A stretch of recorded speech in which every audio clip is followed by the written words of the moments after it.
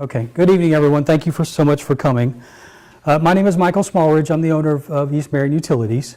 As you know, we provide your water and sewer service in the Lakeview Woods community.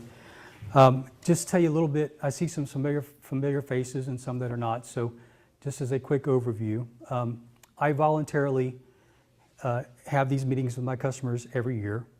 Last year was our first one. I purchased the utility back in the beginning of 2015.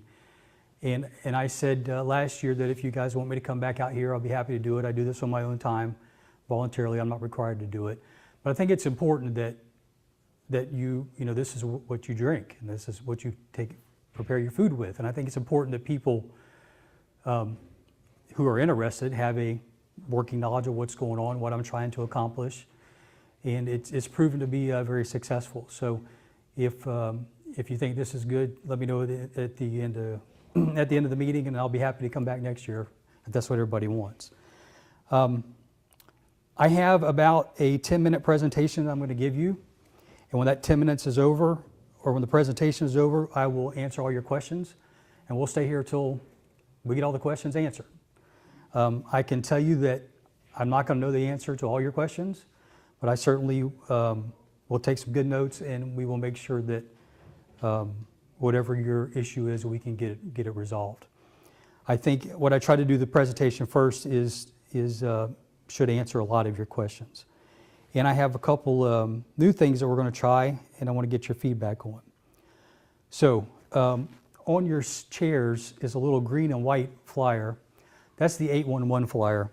Keep in mind, these meetings, as you come back to them every year, I'm going to tell you the same thing over and over. I'm going to remind you of things every year that are very, very important to what you do and what I do. And those things are 811. What 811 is, it's a state program. And it's designed for people out in the yard digging holes, or people putting in fences, planting trees, whatever it is, to keep from hitting the utility lines. That includes water and sewer lines, that includes telephone lines. I don't think you have gas in your neighborhood, but any type of utility cable, electricity, what have you. It's a great program. It's free. It's offered by the state of Florida. The utility actually pays a fee every month to belong to this, which they require us to belong to it. So, but what it is you can call 811 and say, hi, my name is Mr. and Mrs. Jones. We live at this address. We're going to plant a tree. We're going to put in a fence. And they will coordinate contacting all the utilities in the area, and we'll come out and mark the lines wherever they are. The caveat with that is that if you don't do that and you bust a water line, you're responsible for it. And I'm going to send you a bill. And so is the telephone company and the cable company and everybody else. So it's a great program. I strongly believe in it. I've said over the years that I really can't judge how much it works. But what I can judge is how many phone calls I get from people not digging holes and not busting water lines. So we haven't had a big problem with it, but I want to keep repeating it. You'll notice at the water plant and the sewer plant, I put the banners up that say 811, call before you dig type thing. So just please keep that in mind. It saves us all time and money. The other thing is, I'm going to remind you every year, please remember to flush out your hot water heaters. The groundwater here in the well has sand in it, and that sand is eventually going to end up in your hot water heater. So you actually, when your water heater is about 140 degrees or higher, and you have sand in there, you can actually grow iron bacteria in your hot water heater. So if you don't keep it flushed out, you're creating some of your own water problems. So I remind everybody, flush your hot water heater out. Most people have a little spigot on the bottom of their hot water heater. You can hook a hose up to it, put the hose out in the yard, open the spigot up, and it'll flush itself out, and the water coming in from the service will flush it out, and just run it till it runs clear. How often? I personally do mine once a year. I've never done mine, and I've been there 7+ years. Yeah. You're going to be surprised what comes out of there. But if you're growing iron bacteria because of the temperature in your hot water heater, all that stuff is coming from your hot water heater into your pipes, into your system. So just keep that in mind. Would that give a sulfur odor or a No. strong odor? No. No. I'm going to address that. Just let me finish my presentation.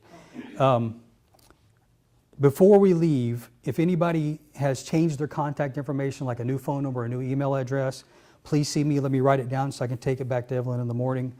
Also, if you would like to be contacted by email, if we have an emergency with the utility, we're trying to give everybody notice, then I want to take your email address down.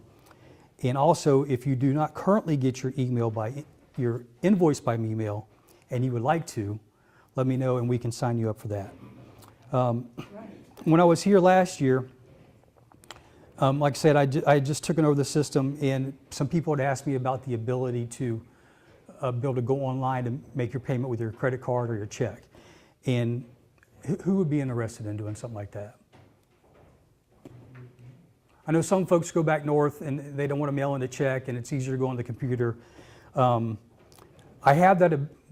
The company that designed my billing program is hooked up with a company called PayClicks, and I have the ability to do it right now. We're testing it with one of my utilities in Lakeland.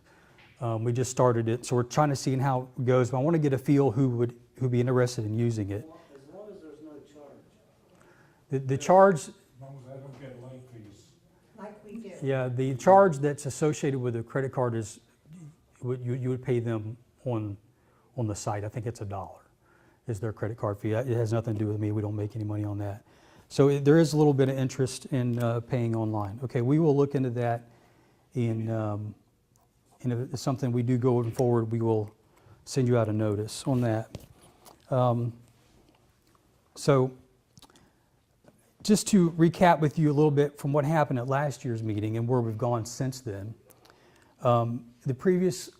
If you remember, the previous owner hadn't done the tank inspections.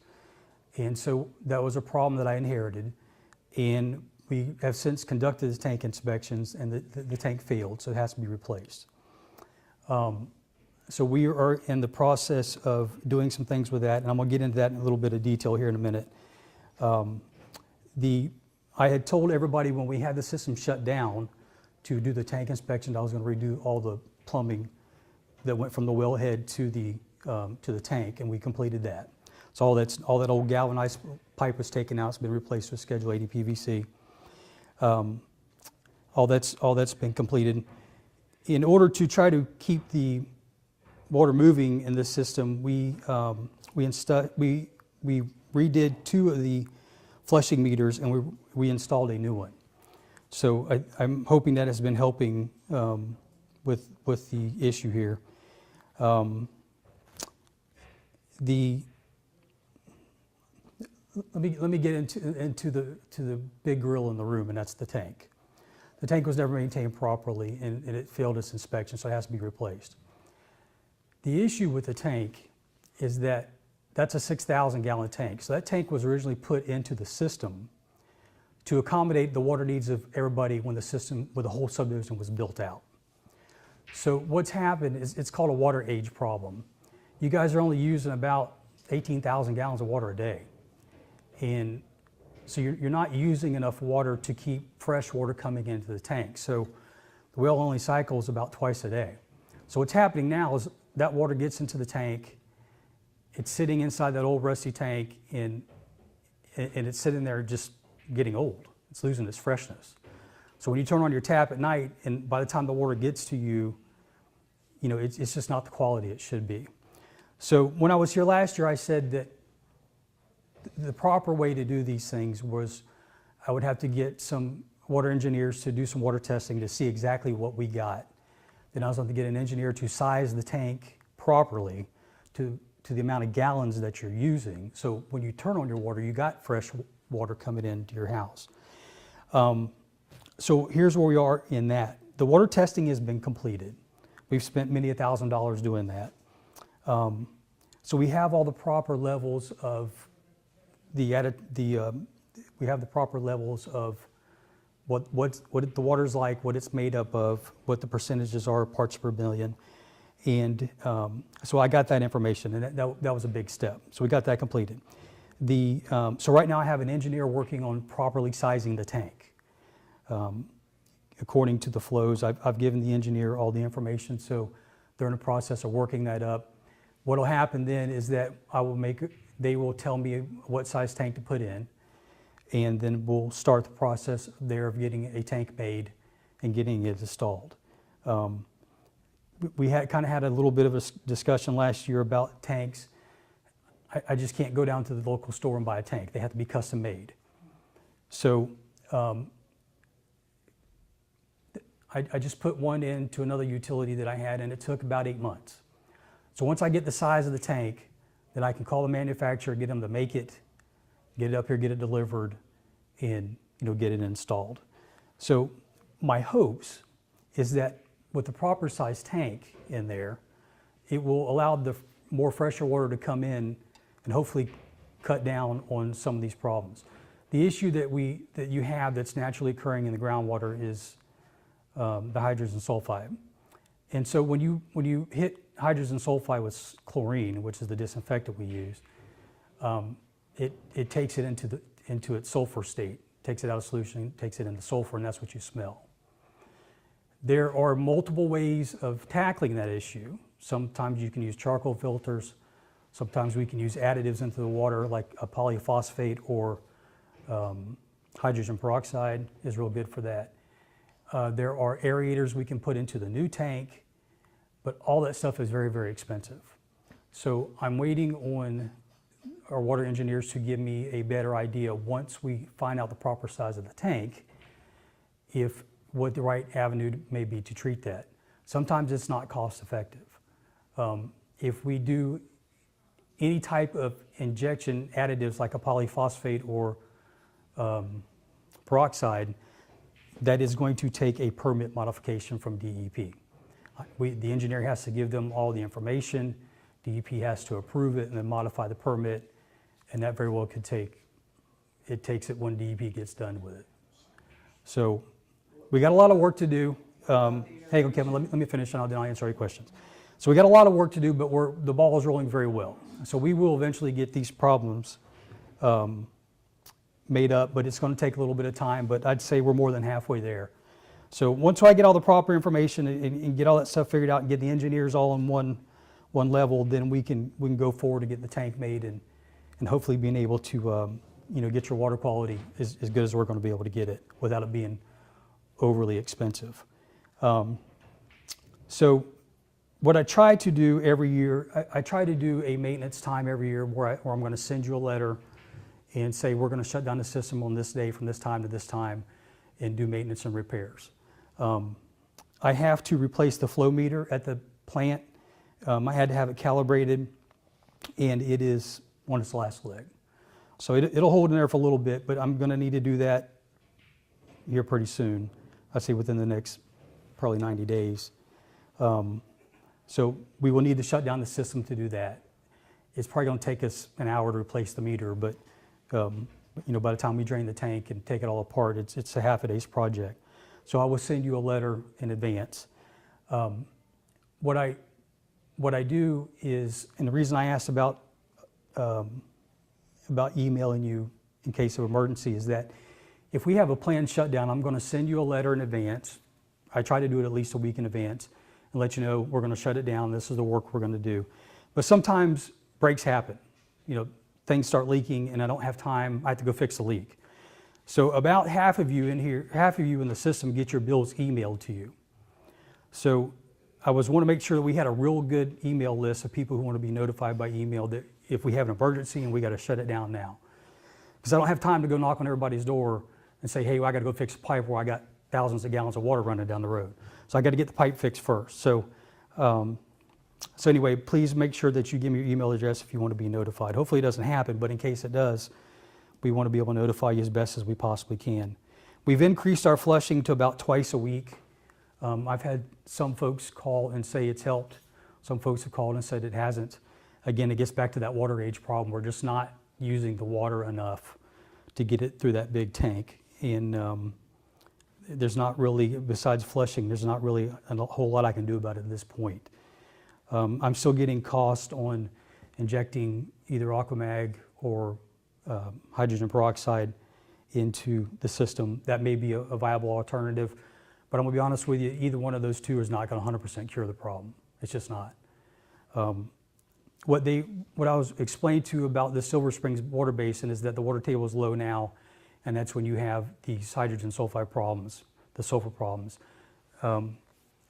as the water table comes back up, those problems tend to go away a little bit, is what I've been told by the water people. So, we'll see how that goes. Want to let you know, people were curious last time what their average bill was, and so we did our calculation. The average bill for last year was not including for those who have irrigation, but the average water and sewer bill was $48.13.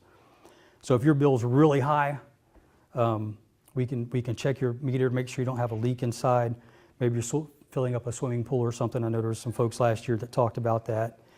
And let's see.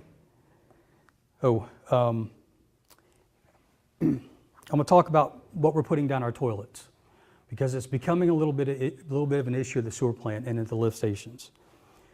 I call them wipies, the little rags you pull out of the little Lysol containers and wipe down your toilets or your sinks or whatever you wipe down with them.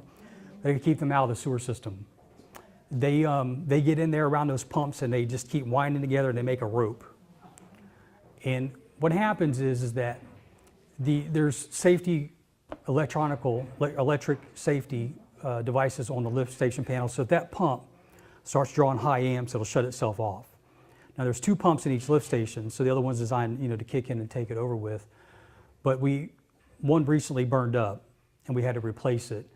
And it's $1,500, for the pump, and another $500 to get it pulled and a new one installed. So it's a couple $1,000s. It's an expensive little venture. What I try to beg you to do is don't put stuff down the toilet that doesn't need to be down there. Really, is basically what it boils down to, because it only costs you money and me a lot of time. So if we can keep stuff out of the sewer system, that will help everybody. I am going to put a bar screen down at the sewer plant that should help with some of that a little bit, but it's never going to solve the problem. I have to stop it, people putting stuff down their commodes. So if we can all make a conscious effort not to put stuff down there, it'll be better for all of us. As far as the sewer plant goes, there's a little bit of just maintenance work there we got to do that was just never done. It's not really, it's replacing some pipes and some gaskets, and I don't need to shut down the water system to do that. It really won't affect you on your day-to-day stuff, but we're working on that. So I did want to tell you another thing, and then I'll get into your questions. Last year, when I was here, as you know, this system is regulated by the Florida Public Service Commission. And when I was here last year, we were in the process of doing the transferring it from Mr. Hine to myself. That process has been completed. The Public Service Commission has approved that. So now I have filed for a staff assistant rate case, a SARC. And in the rate case, I'm putting stuff in there like mainly the tank, the flow meter, and to recoup some of the money we've done on the water testing. So I know there were some folks that are interested in following that along. If you want to go to the Public Service Commission website, and remember, everything the utility does is public record. We produce an annual report every year that you can look at. You can call the office, we'll mail you one, or you can go to the Commission's website and look at it. But also this rate case docket, all the documents I submit, everything that the Commission staff does back and forth is all put in that docket file, and you're welcome to look at it. At some point in time, I'm guessing probably in the next 4 or 5 months, 3 months, I'll be mailing you a letter. The Commission will have a meeting like this, and you'll be able to give input to the Commission about what you think about the rate case. And they also have a mechanism where you can write stuff down and mail it in or email it in. But if you're interested, the docket number is 150257. 150257. You're going to need that docket number in order to follow along. And if you'd like it again, if you forget it or whatever, just call the office. We'll be happy to give that to you. I also, in order to start this water stuff moving along, I applied for interim rates. The sewer side was fine. They did a little bit of a rate increase. Interim rates basically means a temporary rate increase until the final rates are completed. That was approved. I'm waiting on the staff at the Commission to approve the notice, and then you'll get that in a letter. You'll get a letter. You'll get the notice in a letter to you, and we'll mail those to everybody's house. So right now we're working, the interim rates have been approved by the commission. We're waiting on the paperwork to come in, and I'll get that out to you. The interim rates will go in, and then the commission will go along and figure out what the final rate is, and then and they'll have a meeting, and then they'll tell you all about it. And it's a public meeting, everybody's open and welcome, and then the commissioners will vote on the rate increase from there. The last thing was, the previous owner had been overcharging the customers, and so I inherited this refund issue. And so when I explained this to people last year, what I said was we would be refunding something on everybody's bill every month until December. Then the commission would come in and do an audit to make sure that I did it correctly, and then they would say yay or nay. All that has transpired. We issued all the refunds. The commission came in and did their audit. It cleared, it passed. We did everything right we were supposed to do. So that issue is now closed. They've closed that docket. And I think that's about it. So let me have some questions. Somebody's got to come up to, Kevin, would you mind coming up to the microphone? Come up to the mic so we can hear it. By the way, you see the camera back here, this is being videotaped, and it's put on the Utilities YouTube channel. So if somebody is not here that would like to watch the meeting, they can go on the YouTube channel and watch it in its entirety. And we will, as soon as it gets uploaded, we'll send a link over so everybody can go on the YouTube channel and watch it. Yes, sir. I want to know what the future lies with this utility company. And I also want to know what backup systems or generators or whatever is needed to provide service for the community. When you say future, define that for me a little bit. Well, you're talking about a new water tank. Mm-hmm. Okay, you explain that.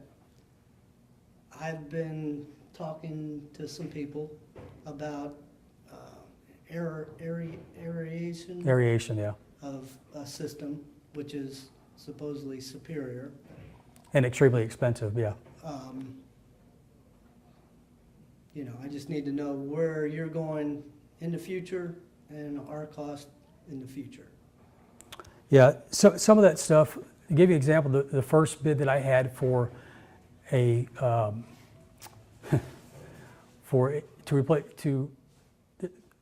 a way of getting rid of the hydrogen sulfide is with aeration. But in order to do aeration, you have to have an aeration tank. Then you have to have two high service pumps, and then it pumps to the hydropneumatic tank. So the first bid I had was $104,000, and I'm sure you don't want that in your rates. So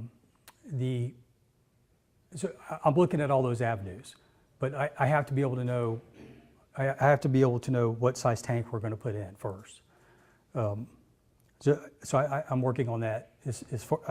Right now, the answer is I don't know, but I don't want to rush into it and make a mistake, because once you buy a tank, it's there.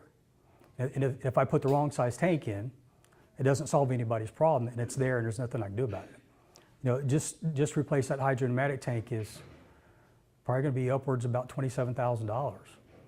It's not a cheap thing. So I'm just trying to do it right, take my time, do it step by step, make sure I got qualified engineers who are able to do this and do it right, and see. And we're gonna make it as good as we possibly can. What was the second part of your question? About backup Generators, yes. Florida statute requires that if you have 500 or what Florida statute says. I want to know what your company is anticipating for the future. Okay. Let me answer it this way. The statute says that you have to have, that it's mandatory if you have 500 people to have a generator system at the well. As you know, we're nowhere near that. What I said at last year's meeting was, if a generator is something you guys want to do, it's possible. I have no issue doing it at all. Do you even know what size generator we need? Not at this point. Yeah, you have the size of generator to the pump. So if the homeowners decided they wanted to share the expense of a generator, 50%, to supply an emergency tornado, hurricane, whatever, Yeah, I have no objection to doing that, not at all. No, not at all. What you have to think about is this. Do you want the generator at the water plant or the sewer plant? I think water is probably the most important. So if you get water and you can't flush the toilets, what do you do? Maybe we need two. Yeah. Yeah, that's the scenario you run into. It may be possible with a portable generator. I lived in South Florida. Hang on, let me finish. Let me finish. No, I no, lived in South yeah, Florida. hang on. Let me finish. Let me answer your question. Please let me answer your question. And I had What the you said, hang on, capability I'm gonna ask you, to hang on please, supply sir. myself with water and food and electricity with my own generator. If that's what you're suggesting to each homeowner they need to do, then you need to say that.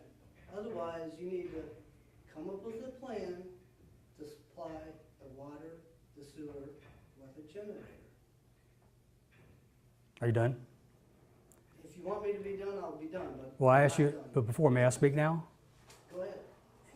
It's not that easy. You have to, You need electricity for both plants. sir, I'm not gonna debate with Do you. you not? No, listen, Do you listen, realize I'm not gonna debate with you. What I'm telling you is, if you guys wanna send me something that you're requesting to put in, No, I'll be I happy want to you do Send that. me something that you need. Okay, moving forward, does anybody else have any questions? I have Yes, to sir. Can't get up. Okay, go ahead. Can I get a bill that doesn't have attached a late fee? I've got it 3 times now.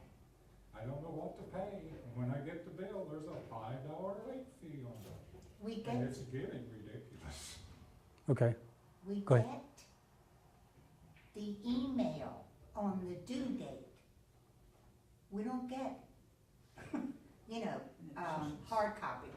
So I tried to correct this and send an automatic $46 in a month. The other day, the dogs broke the line and I had an extra $19 or $18 fee that I didn't know about. When I did get the bill, I was charged $5 late fee. And it's getting The bills- ridiculous. let me take your, after the meeting, let me get your information. I'll go back and review it. Lady there. The way the billing cycle works, it's a good question. The bills are emailed on the first of the month. Okay, well, I can guarantee you that I paid $8,000 for the computer system. They're emailed on the first of the month. I mean, maybe you're not getting them. Are they coming through your spam box or your No, inbox? they come into my regular, Let's Regular email. Did you put us, yours. did you put us into your computer as a contact? Yes. Okay, okay, I'll look into it in more detail, but just a general overview. The way the billing cycle is, it's the billing cycle, the bills are emailed or mailed on the first of the month. You have 20 days to pay them, and then after that 20th day, if we don't get your payment, that's when the late fee kicks in. And it's nothing we generate. The checks are put into the computer every day, except Saturday and Sunday, obviously. And then the computer generates that when it was put in. Now, what may also be doing that, for example, if your bill is $55 and you send in 53, then it would generate a late fee. The computer has to zero it out. So what I'll do is I'll go back and look at your particular account, and I'll get your contact information before we leave and review it tomorrow and give you a call tomorrow and let you know what I find and see if we can figure out what the issue is. But I'll be happy to work with you guys on that. So after the meeting, let me get that information. Who else has a question? Yes, ma'am. When you were talking about the wipes, does that include the dissolvable wipes? We don't dissolve. There's no such thing. Right. No such thing? Okay. If you read the labels on all these containers, the federal government made them put a label in there that says, please don't push them down the toilet. So yeah. Only thing really is degradable is the tissue paper. Yeah. And that's why I like to discuss these things every year, because people forget. I have a system over in Lakeland, in Polk County, that there's a couple folks that are flushing diabetic needles down the toilet, and it's causing us a big problem over there. And it's almost to the point where I'm about to put in some kind of filter, and it's gonna be very expensive. So people flush all kind of crazy things down the toilet. We've found a lot of kids' toys, and that's why one of the reasons I'm putting in a bar screen at the sewer plant is keep all this stuff out of the pumps and stuff at the sewer plant. So Yeah, there's no such thing as biodegradable that I'm aware of. Most of them have labels on them. Yes, sir. Yeah, and this new tank, is, the present one is what, stainless steel or No, sir, it's just steel. metal? Steel. I think it's about half-inch thick, I believe. Okay, so Or the new was. one is it gonna be like PVC, No, sir, they're pressure vessels. So it'll be welded steel. welded steel? Yes, sir. Okay. And the sulfur, as you said, there's not too much we can do about that, right? Well, I'm trying to look at every avenue of what we can do. I'm going to make it better. I can't tell you that it's ever going to be 100% great. From what the people that manage the water basin tell me is that the hydrogen sulfide goes up and down with the water table. Now they're telling me the water table is low, and that's making it problem worse. We're going into an El Nino year, so as the water table comes back up, they say it should cut that problem down. Like I say, there may be some things that we can put into the water that will help curb that down, whether it's polyphosphate blend or hydrogen peroxide. But they have to be cost effective. I know you guys don't want to have $100,000 worth of stuff on your water system. So I'm looking at all those avenues, but it's kind of a building block. It's step by step. Get this step done and see what that does the next step, and you go on and go forth and go forward. And I've done a couple of these at my other systems, so I got some experience with it. But the problem is there's no two water systems the same. There's no two wells the same. The quantities of parts per billion, whatever the issue is, whether it's iron or is different. So they all have to be treated differently. But there are some common things. Some folks, it's been pretty successful. Another one of my systems put in charcoal filters at their own houses. When you're pumping here, you don't pump a whole lot of water, so we may be able to go the charcoal filter route, depending upon the cost and what the maintenance involved in that is. You got the injectables, then you can go to aeration. But aeration requires a holding tank, high service pumps, and then to a hydrodynamic tank. So you're just racking up the cost really, really high. Now there are equipment that I can buy where a hydro tank can be built with an aeration chamber in it. Then we can put a motorized aerator inside of that. That's a possibility, but I gotta wait and see what size tank we need first. So all that's gonna. Can you increase the water pressure? Or no, we're stuck with what pressure we got from that system? Yeah, certainly we can. Are you experiencing low pressure at your house now? Well, I think it is, compared to city water, and go to our friend's house, and the water's coming right out there. But ours doesn't come out, that great. Pressure seems low. Okay. I wonder if you can increase the pressure. Let me. Like some pump adding to it, or whatever you have to do. There are other issues. There are other things that can affect the low pressure. So after the meeting, I'll get your address and I'll send Jackie out there and look at it. We'll take a pressure test and make sure that. And always remember to check your house for any valves that may not be all the way open. And check the screens in your faucets. yeah, do you have any external water filters at your house now, like under yours? The whole house, Water softening. filtration. Filtration system. 80% of the time, that's the problem. Oh, Yeah. So if you have somebody that maintains that for you or looks at that, please have them come out and look at that. oh, okay. I've been told we have a closed system, is that correct?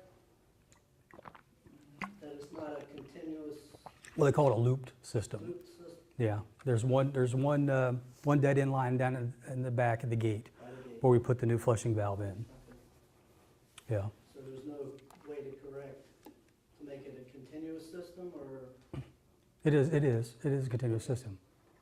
just one leg? There's one leg down by the back gate that's a dead end line. Yes, sir. Mike, did I understand you correctly that the engineer is sizing up the tank? Is the possibility of maybe smaller? Definitely gonna be smaller. Okay, and that's gonna handle the full build out, or basically the population plus something at this time? It's not gonna handle the full build out. Okay. So At it a future, you just have to add another. I had another tank, yeah. That's kind of the tricky part because if I say, if the engineers come back and say the current flows dictate a 3,000 gallon tank, I put in a 3,000 gallon tank, then somebody comes in and builds one house, no problem. 2 houses, probably not a problem. 10 houses, now we got an issue because now I've got a too small tank and the pump is cycling all the time to fill the tank up. So I want to keep the cycling of the pump down, but also be able to maintain proper water pressure in the, in the fresh water coming in. So that's the tricky part. What I'm tempted to do is maybe undersize a tank a little bit. And if we ever get to the point in this subdivision to where we got a bunch more houses, then I can just go put in another tank. And Did I understand you correctly that the DEP mandates 500 people is when the generator is required? yes, Okay. Did that change? Because I was pretty sure at one time it was 300 residents. It's not correct, it's 500? Best of your knowledge. best of my knowledge, I think it says the ability to serve 500. I can go back and double check and pull the statute. I probably need to do that anyway. But the thing about generators you gotta realize is that if you have a water and sewer, I have some systems that are sewer only and I have some systems that are water only. So if you have a system that's water only, you can put a generator in, or you can have a portable generator. When power goes out, you can run it, take it to the plant. And basically what the generator does is turn the pump on long enough to fill the tank up. It doesn't continuously run. What's probably better to do in a water and sewer system like you guys have here, if that's something you're interested in doing, is what we can do is I can get an electrician to go around and see what size the lift stations are, what the panels are, what the plant is, and see if we can come up with a portable generator that I can take to the water plant, plug the generator in, fill the tank up, and then take it back to the lift stations and be able to pump them down to the plant. Right, go ahead and make the sweep around and take Yeah. it to the subdivision. That probably would be the quickest and easiest way to do it, but it would serve both functions for the water and the sewer plant. The people that have generators at their home to run their home during an emergency doesn't do anything for the water or sewer system. The water system, when the tank is full, will feed the water to you. It doesn't have to have, you don't have to have electricity to do that. You have to have electricity, have the pump come on and fill the tank up. So it's not like we have to have a generator sitting there all the time, running. Short term, I mean, if we're out of power for a week, say a hurricane, it doesn't feed it for a week. No, you're not going to find a generator that does. There needs to be a generator for both plants. It could be on a timer where it kicks on for an hour or two a month, just to keep it functioning. Right. And then if there's a major catastrophe, it kicks on and supplies the neighborhood. Yeah, the smart, yes, you're correct. The smart way to do that is size it so we can run the lift stations. Because I can pump you all the water you want, but if you can't flush your toilets because the lift stations are down, it doesn't do anybody any good. And part of Go what ahead. you're getting at is, about 10 or 11 years ago, when they had the 3 hurricanes come through, this neighborhood did without water for 2 weeks. And no water at all, Okay. which means no drinking water, no flushing. Here's the issue that I have. This is why I would need you guys to generate something like this, is that the Florida Public Service Commission is the one that determines whether the generator can be purchased and what the price is, and I have to go out and get bids and all that kind of stuff. And if the customers aren't asking for it, and DEP or the Water Management District or county government's not making me put it in, they're not gonna put it in the rates. Right. So if that's something you guys are interested in exploring, I'll be happy to do it. I have no objection. What I would suggest is that if the HOA wants to get together and talk about it and send me a letter saying we'd like you to explore all this, I'll be happy to go out and get an electrical engineer to go out and size it all up. And we just go out and start getting some bids and some costs. And get that back to you. If that's something you want to do, I have no issue with it. It's not going to be cheap.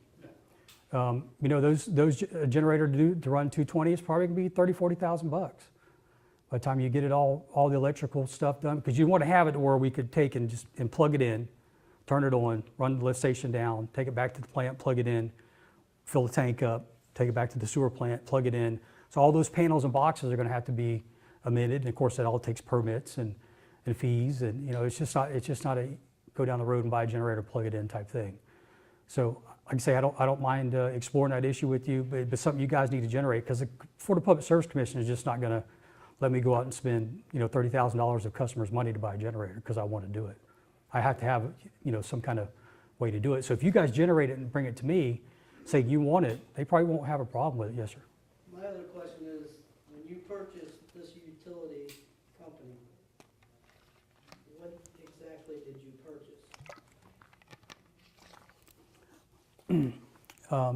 The facilities well, and the property it sits on. no, I didn't purchase the property. I'm leasing the property.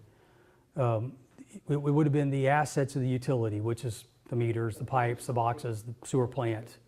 Just tangible assets. Okay. Basically, is what it rolls. Because in the covenants, we have common property in both areas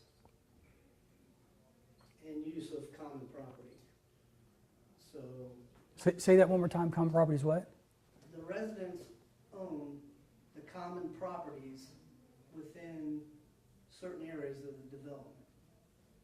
In certain areas, the water treatment area sits, it's like 12, I'm gonna say 12 by 20 or 24 foot. The footprint. That's the footprint of the water treatment area. Okay, just like kind of what's inside the fence, basically. Exactly. Okay, I got you. And the rest is common area for residents. Okay, Also, in the waste treatment area, which is fenced completely, mhm. but there is common area in there also, which, in my opinion, should be changed. And whatever waste treatment area should be fenced and secured by your company, because you own the company. But the common area should be accessed by the residents if needed. Is it not accessible now? No, Why is that? because it's fenced and locked. Is it one of my locks that's preventing you to get in there? It's, I'm not sure. He's referring to the wastewater, I believe, not the Right. water. Yeah, not the water, the waste. Right, right. That's kind of the area that's down below the ponds there.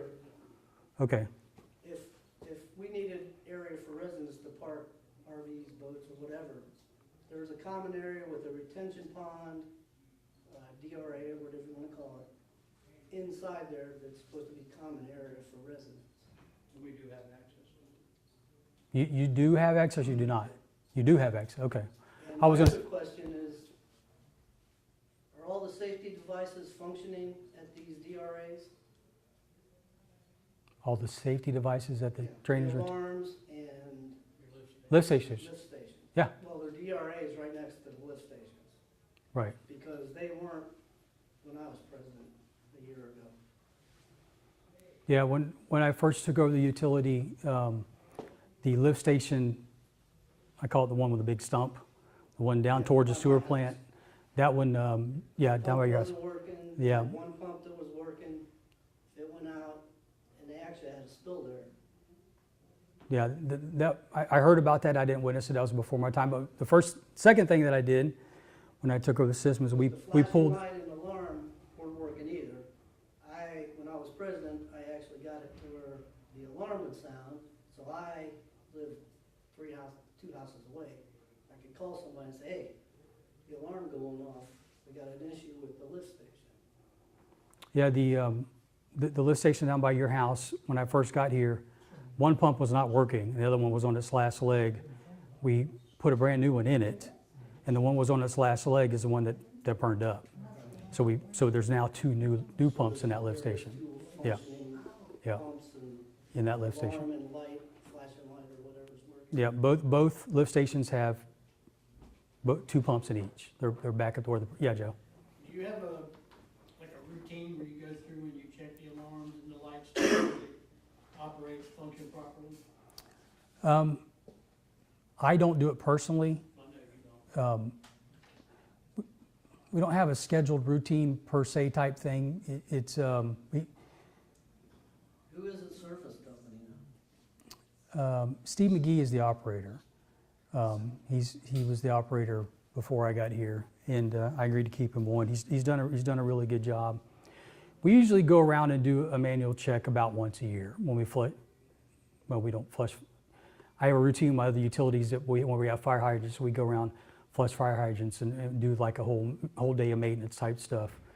To my knowledge, they're all working, but I'll certainly be able to test them again. That's no problem. Yes, sir. Go ahead. Yes, sir. On the generator problem, is it a possibility that you could have connections up to where you could rent a generator at the time of a crisis? Yeah, you know what's funny about that? I tried that one time. And when there's a crisis, everybody wants a generator. And they don't, You have it reserved that you can get that generator, even if you have to pay a little money each month, have it reserved. yeah, and they If have, you have a major catastrophe, hurricane or whatever, pretty much everything shuts down. People are scrambling just to buy ice. yeah, it's not, It's it not all sounds great, like but you can it, go down to Lowe's and get a generator. and the generator that we would need to run the sewer plant and the lift stations, because those are 220 volt. So it's not, I just can't go down to Lowe's and buy one and put it off the shelf. You probably, well, for example, I got a utility down in South Polk County. It's just one 5-horse well, and we have to put in a 15,000 kilowatt generator for that. So I would imagine, you're probably talking about at least a 25 to 30,000 kilowatt generator. And they're expensive. Generators are expensive. Not only are they expensive to buy, they're expensive to maintain. Because these guys, when you get into these commercial generators, they, you can only buy certain parts from them, and they do their own maintenance service contracts. I got one in a utility that I have down it's a Caterpillar generator down in Hardy County, right outside Wauchula, and that thing's a nightmare. It's as big as this room, but that's what it takes to, to run those pumps. And what the rule does say is that when you have a generator, you have to provide average daily flow. So when you're in a hurricane situation or a long time power outage situation, all that's great for about 2-3 days. So if you have a diesel generator, is somebody gonna be able to deliver you fuel? If you have propane, propane lasts a little bit longer, but once it runs out, there's nobody to deliver fuel. That generator is no good. So, then of course gasoline generators are great for running your house or your project, but for these situations, gasoline has no shelf life. And it's a nightmare trying to keep a gasoline generator going. And generators they're like anything else. How many bells and whistles do you want? He was talking about an automatic transfer switch. You put that on there, that's another $7,000-8,000. What it does, it allows the generator to come on and start up every 2 days and keep going like that. But it, it's one of those scenarios. How much do you want and how much you want to pay for it, and is it really worth it? I'm a So. retired firefighter. from Anybody else have South any questions? I can And answer. each station we had a backup generator. We ran it periodically, like once a month, to make sure it functioned. But if we had a hurricane, we would operate the entire fire station. Mike? I have a little bit of a, yes, sir. I'm sorry, I do have one more. Would you consider possibly, when the new tank is designed to go in, that there might be a way that the fire department could have a connection? That's something I fought with Herb Hines since the beginning, that he had that. We don't really have any way, a fire department comes out there, other than the helicopter bucketing, there's no way to get quick refill to their truck. And then it basically take, I'm not making light of it because everything costs money, but I think basically it's gonna take a valve and a cam lock fitting or something similar to that for the fire department to be able to access, to have emergency water to fill their truck in case there was a fire. Believe it or not, I was thinking about that the other day, and I thought to myself, that 6,000 gallon tank that's there can no longer be used as a pressure vessel, but it can hold water. So if you guys are interested, we probably need to talk to the fire marshal about it, but I'll be happy to donate that tank to them. If they want to just set it there and fill it full of water, and they have 6,000 gallons whenever they need it. Of course, the utility can fill it up with water. That's no problem. I'm hoping you don't have to use a lot of it. No, but it's something that's, I mean, we've had fires out there around us and such, and luckily, I'm lived in the subdivision the longest. I built a second house out there, so I've been there for 27 years. We never really had a fire right up to it, but close enough that they had to get water out of, fire Out of the lake. department had to helicopter and get water out of it. It's come up to the fence on the other side, but it might be something that might be beneficial to the HOA if there's a way to ensure that we might have water connection for fire and or maybe the possibility of the tank type deal. I like that idea, and it would probably benefit everybody on their house insurance too. Okay, so if nobody has any objections, I'll call the fire marshal, Okay, talk to them about it, see if that's something they're interested in doing. I'm sorry? We have to go through the HOA. What? And Mike, Yes, sir. I worked with Fred Bell, the original engineer for that project. Uh-huh. I helped him, assisted with him, in designing the wastewater plant, Okay. so I'm very familiar with it and the lift stations. If you have any questions in regards to that, and the company that I then worked for after that, actually, we installed that wastewater system Oh, did you? and the lift stations that were in there, so if you have any questions and you think I might be able to, I'd be more than happy to try to answer them. Yes, absolutely. Thank you, everybody, for coming, and Yeah. we'll see you again next year. Thank you.